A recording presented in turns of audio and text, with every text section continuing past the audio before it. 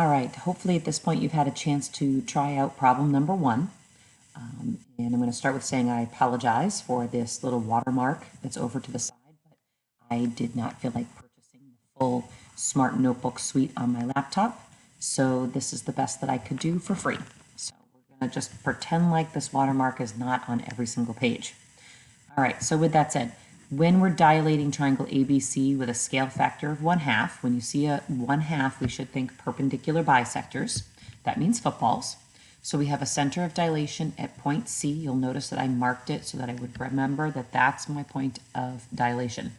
So we are going to need to take this segment AC and cut it in half, and that's why I have a football right here, finding that midpoint.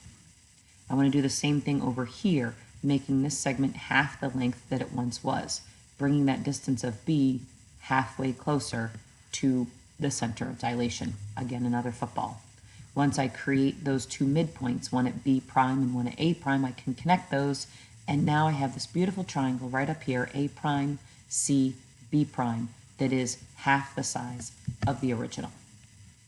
Okay, so now if I can just get this to scroll a little bit for me, there we go. We're going to fill in some of these blanks. 1B says points A prime and B prime are what kind of points on AC and BC? Well, clearly they are midpoints. And what relationships are there between the original AB segment and its new image, A prime, B prime? Well, they are definitely parallel because the center of our dilation was not collinear with the original segment. So that's why we have a parallel relationship. And we also have a relationship between the measures. The original, if we cut that in half, we'll get the new. If you chose to say 2 times the new equals the original, that would also be acceptable. So a little note here in triangle ABC, that new segment that we created, the A prime, B prime, is actually called a mid-segment. Mid meaning middle, and it's a segment. Hopefully that makes sense. So here's our little definition box. The mid-segment of a triangle is the line segment that connects the midpoints of 2 sides of a triangle, which is what we just created. And the mid-segment is always parallel to the third and is half of its measure. So that's one piece that we identified here, and that is that our smaller segment AB is half the size of the one that it is parallel to. So this segment is half the measure of AB. So now we can use that in other opportunities, and extend my page a little bit here, and we can use it to find missing measures. So this segment right here is a mid-segment. Clearly marked are these two are congruent and these two are congruent. So that tells me these points here and here, the endpoints of segment X, are midpoints. So that makes this a mid-segment. That tells me if I double X, it should equal 30. If I take half of 30, it will equal X. So we can create an equation in either direction, just like we've been. In this case, I decided to go with 1/2 of the larger is going to equal my smaller. And of course, X is going to equal 15. All right, moving right along to the next page. D, E, and F are midpoints. And so what I've done here is I've already marked them appropriately. So each point is halfway in between the endpoints of the larger triangle. Notice I have 2 tick marks here, 3 tick marks on each of those, and 1 tick mark on each of these. That's because we don't have necessarily an equilateral triangle, so these midpoints are not going to create 6 equal in length segments. So that's why I varied the number of tick marks. So all of those midpoints have been clearly connected with the segments DE, EF, and DF. And those are all mid-segments, which means DE is parallel to AB. And not only is it parallel, it's half the length of the larger. Well, if each of these halves have a single tick mark, then this one should have a single tick mark. C and B have a length that we've now cut into 2 equal pieces. So those 2 equal pieces will also be equal to the side that is parallel to it. That's segment DF. So now DF has the same measure as CE and EB. The same is true about segment EF. It is parallel to CA and will equal half of CA. So it will have the double tick marks because it will be congruent to each of those pieces. So we've labeled all the congruent sides with dash marks, and we know that our sides have some parallel relationships. we know that the smaller segments are going to be half the size of the larger that they are parallel to. And not only are we going to have two pairs, but we're actually going to have a third pair. And I just didn't get a chance to write that in there. So what conclusions can we make about our four triangles? There are four. There's one in the middle. 1, 2, 3, and that middle one is 4. Those four smaller triangles in comparison to the larger ABC, that is that all four triangles are congruent, and they're each half the size of the original triangle ABC. So now let's apply that to an image here. We know that KM is the mid-segment of ABC. So KM is the mid-segment of ABC. So K is a midpoint, M is a midpoint. That means the relationship here is that 2 times the smaller will equal the larger, or the larger cut in half, or multiplied by 1/2, will equal the smaller. Typically, we try to avoid those fractions. I know how you guys are. So we often will use this relationship, that if we take this smaller mid-segment and double it, it will equal the larger.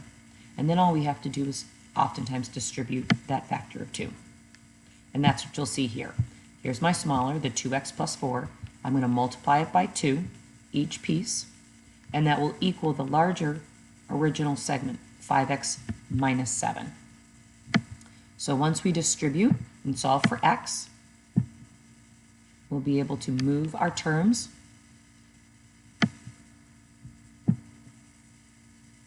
and solve for x. X is 15. So I'm going to come over here and I'm going to put x equals 15. If I'm moving too quickly for you, please feel free to pause the video so that everyone can get caught up and get everything written into their notes. In order to find segment KM and AC, all we have to do is plug in for x. So 2 times 15 plus 4 is 34.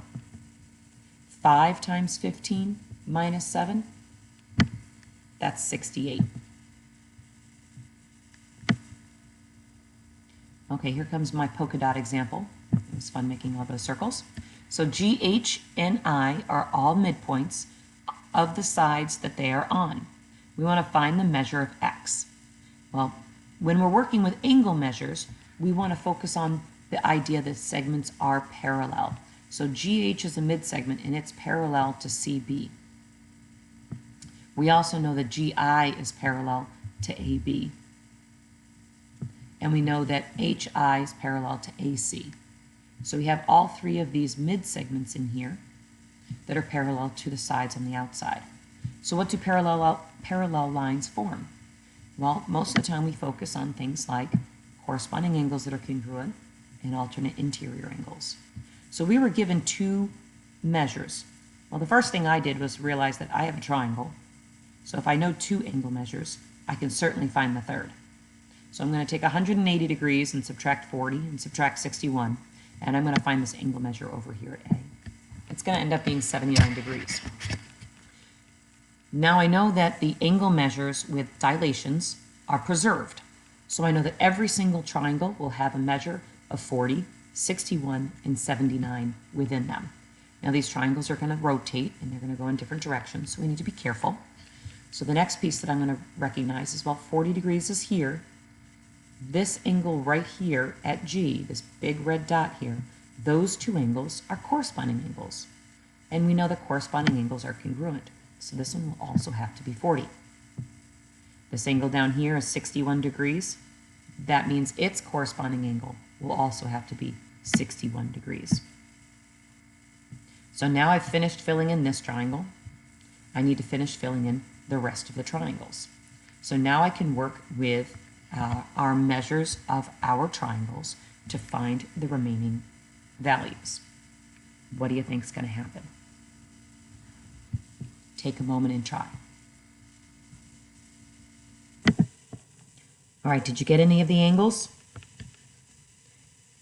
All right, the first thing I saw was this is a 61-degree angle. This is a 61-degree angle. This is a double marked side. This is a double marked side. That means on either end of this double marked side over here is 79 and 61. That means if this is 61, this one must also be 79. Now from there, There's only one other angle measure that I can have over here, and that is our 40. We can also see that these angles right here are, again, another pair of corresponding angles working with the parallel lines of AC and HI. So there's my 40. Hopefully you're getting it. All right, so let's look for some more pairs of angles. Well, I see these three angles all adding up to 180. So if this is 79 and that's 61, this one must be our 40-degree angle. There's that alternate interior angle relationship right there that we could have also have pulled from. I'm going to pull from some more congruent triangles to find the missing measures of my angles. So what I see here in this original triangle that we filled in was a 40-degree angle and a 79, and that's along that single marked side.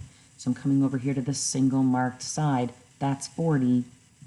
Well, this angle measure would have to be congruent to this angle measure. So there's 79. Now I can add up to 180. I can find this angle measure to be 61. There's only two angles in here. There's a third one. This must be the 61-degree angle. And now I can find angle X to be 79. So my final answer for that measure of X is 79. Did I have to find all those angles in order to do that? No. You might be able to find them quickly using angle relationships with those parallel lines, but I thought I'd show you how we can use different methods to find the missing measures.